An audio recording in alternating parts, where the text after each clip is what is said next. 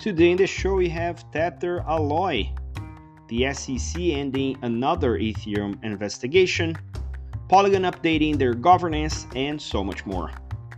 I'm your host, Mauricio Magaldi, and this is BlockDrops, your weekly digest on blockchain for business. These news are not a form of endorsement, sponsorship, or encouragement for consumption and are meant for educational purposes only. In the first drop today, we're talking about a new announcement from Tethered called Tether Alloy. So Tether Alloy is a bid from Tether to start expanding on their stablecoin dominance, which for now is ridiculous. They have issued over $110 billion worth of their core stablecoin called USDT, and they're launching the announcement of Alloy with the minting of AUSDT. Not very creative. That is a stable coin that is pegged to the US dollar, but it's backed by tokenized gold from their own tokenized gold token, the Tether Gold, also known as XAUT. It represents the ownership of a physical gold, which is in custody in Switzerland. According to their announcement, this AUSDT will provide long-term holders the opportunity to maintain exposure to gold, while in parallel obtaining a dollar reference tether asset for payments in day-to-day economy, meaning that you can actually use the AUSDT while retaining exposure to gold as a commodity and gaining from the appreciation of said commodity as part of your asset holdings. They're calling this a tethered asset, and it's the first of a category that they are trying to market. This sounds terribly similar to things we've seen in TradFi with different commodity derivatives and other forms of collateral or collateralized assets. The difference here is basically they're operating with the tokenized economy. AUSDT, as I said, is being issued by Alloy, the platform. The goal of Alloy, according to the announcement, it's a CeFi alternative to DeFi types of markets like Aave, Curve, Compound, etc., that have the ability to mint their own stable coins. I mean, we've had Luca and João from M0 here recently, another stable coin or crypto dollar, as they say, issuance protocol. With Alloy, users will be able to mint AUSDT by depositing the corresponding XAUT in the smart contract, and they can manage their positions, redeeming AUSDT for the gold and vice versa. And obviously, if the collateral falls below a threshold, they will obviously get liquidated. So it's a CeFi operating like a DeFi, and I think we've seen this before, and it didn't end greatly. Also announced by Tether is that the Alloy platform will be, they say, open. I read permissionless, that you can create over collateralized Tether assets by depositing or staking a wider range of digital assets, maybe even including products that have yield. So if you have a asset that gives you a return, you'll be able to collateralize that asset and generate AUSDT as part of the Alloy platform. According to Paulo Arduino, who's Tether CEO, he says the following, and I quote, Alloy by Tether is an open platform that allows users to create collateralized synthetic digital assets and will soon be part of the new digital asset tokenization platform launching later this year, end quote. Interesting. According to Adam Cochrane, who's the VP of Operations at SBT Partners, he says, and I quote again, my best guess at this setup is that they want Alloy to eventually be consumer-facing DeFi/CeFi app, then eventually have yield-bearing assets backing Alloy assets and make it an onboarding touchpoint to DeFi, end quote. it seems like this is what Tethers is trying to do. We've seen similar plays by other lenders in this space last year and the year before. My concern here is the same concern I have with restaking: is how does one manage their own risk positions across a multitude of tokens that have been deposited and then swapped for other tokens that have been deposited in other collaterals, etc. So all of these layers of the money Lego need to be well managed for risk, otherwise hell ensues.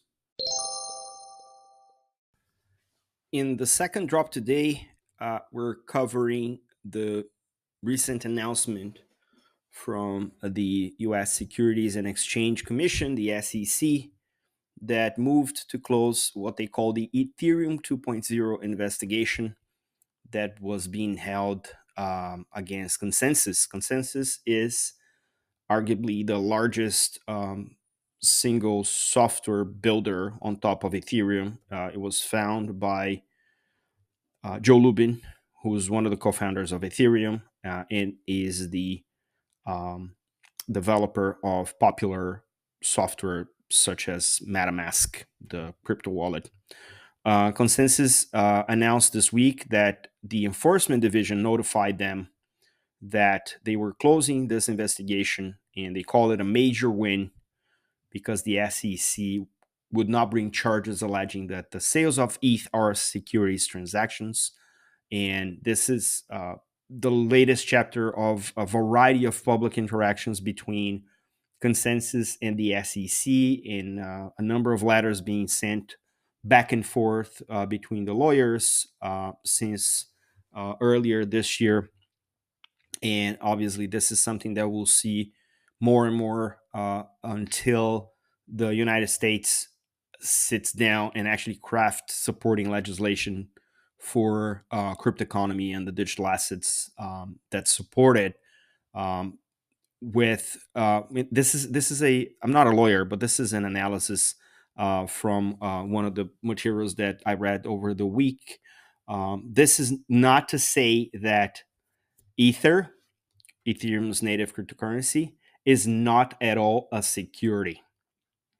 This means that at this time, with the analysis that the SEC did for the Ethereum 2.0 case, then in that case, this is not deemed a security. So, according to lawyer Teresa Goody-Guillen, who's a partner at Baker Hostetler law firm and also former litigation counsel for the SEC, she said the following here, I quote: "The SEC reportedly closing its investigation into Ether does not mean that this commission is definitely concluding that Ether is not a security.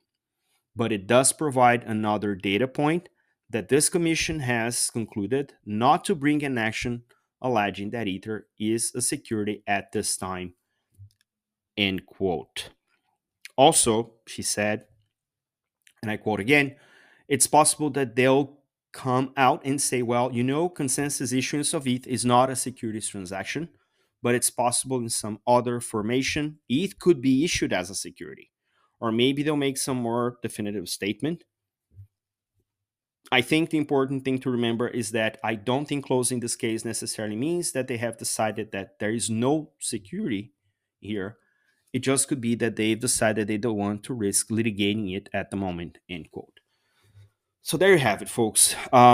Usually, when a decision about a sector comes out of a litigation, it has a direct impact on precedents, meaning that there are cases that may have been waiting for some similar decision and now can be steered in the decision that the precedent determines.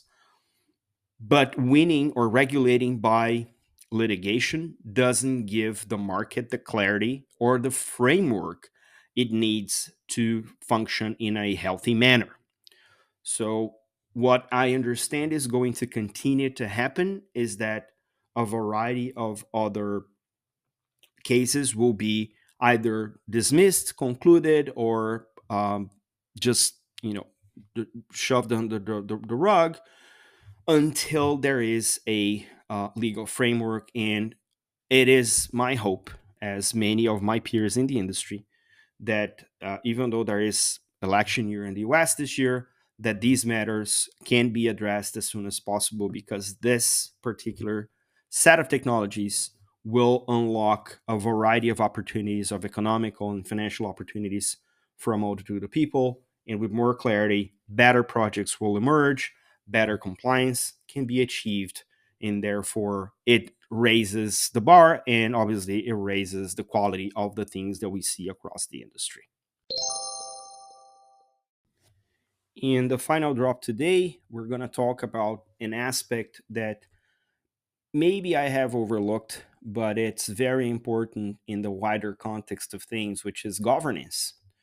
Polygon, arguably the most important layer 2 on Ethereum, has announced that they will open a Polygon Governance hub, expanding to the whole community the governance of the protocol, of Polygon's protocols, and the smart contracts that run on Ethereum that help the protocols, the layer 2s, to function, as well as the community treasury.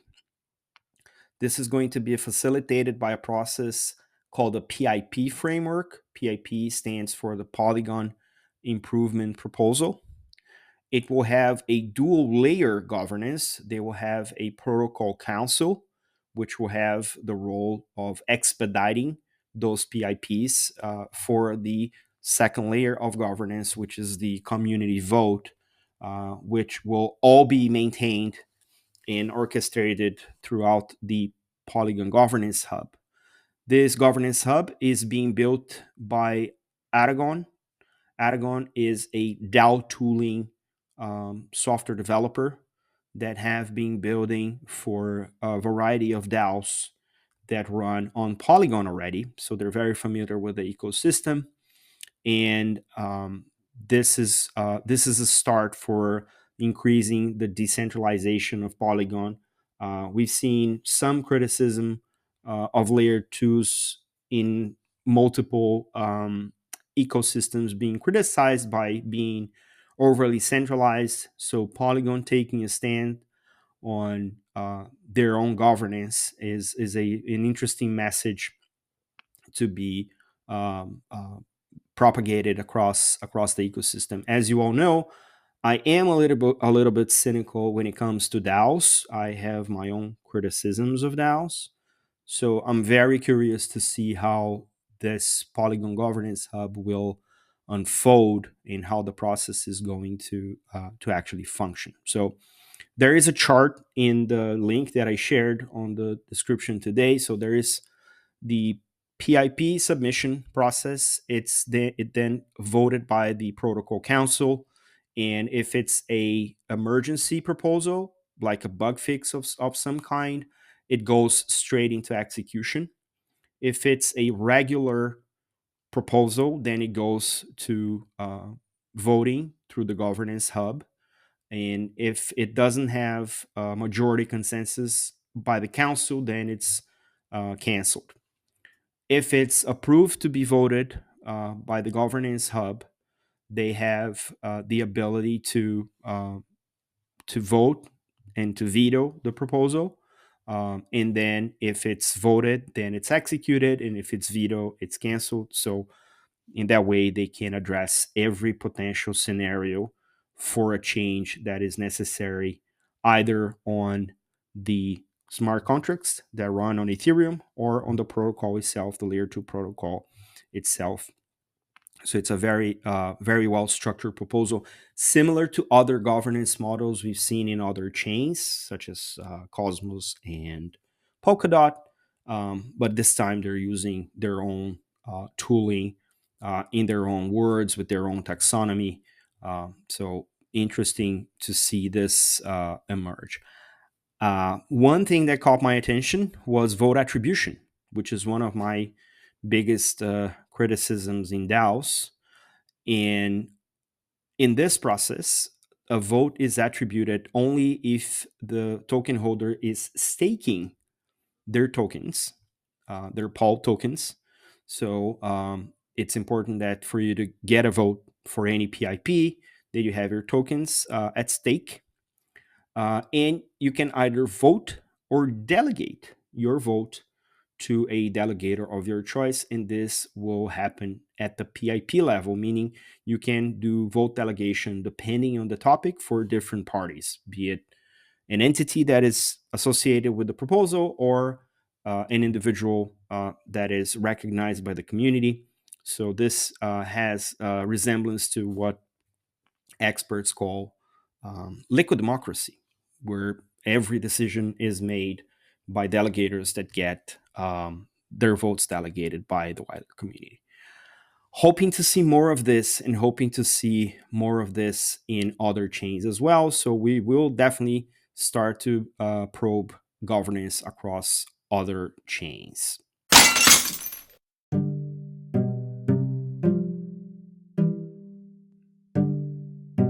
In a week packed full of news, here's more.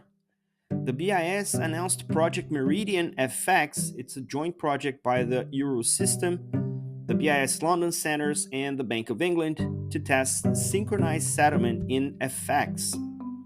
Ernst & Young published their new report about the investor sentiment on digital assets. RiscZero announced a zkEVM 1.0, which promises to take zk availability for any chain. Circle launched a credit program which will work much like AWS, Azure, and Google credits, but for Web3, and will support gas fees for developers as they bring about the use of USDC. Ronin, the makers of Axie Infinity, will launch a zkEVM chain using Polygon CDK in a bid to expand interoperability across gaming landscapes. Parfin announced Rayls, spelled Rayls. It's a new chain for the DREX, the Brazilian digital real program, that aims to bridge DREX with decentralized finance. The project where I work, called Midnight, announced a hackathon at the RareEvo event, which will start in July 1st and will have $15,000 up for grabs in various bounties.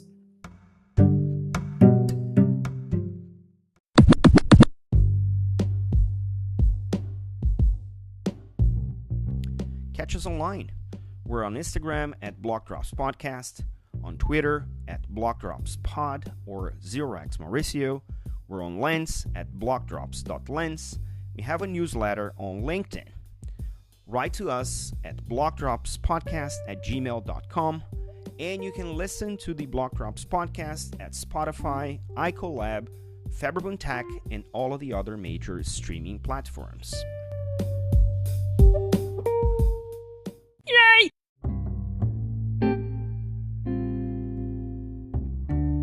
Shoutouts today to the people who share the links we will find in the episode notes.